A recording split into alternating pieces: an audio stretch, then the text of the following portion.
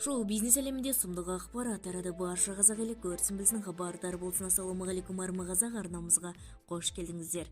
Әлемде және де Қазақстанда болып жатқан ең үздік жаңалықтарды ең біріншілерден болып білгіңіз келсе, видеоролик астындағы подписаться және де лайк түймесін басыңыз. Лайк түймесін басқан қолдарыңыз дерт көрмесін. Ал ендеше бастадым. Қайрат Нұртастың қызы анасының жүктілігіне таң қалды.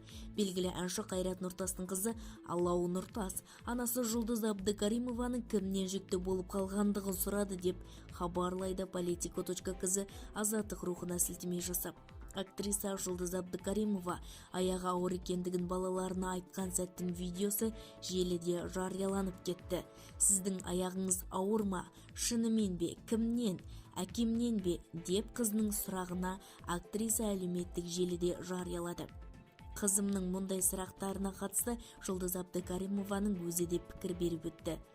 Айтпаңыз, қызымның қобалжығанына сонша абдырап неше түрлі сұрақ қойды ғой.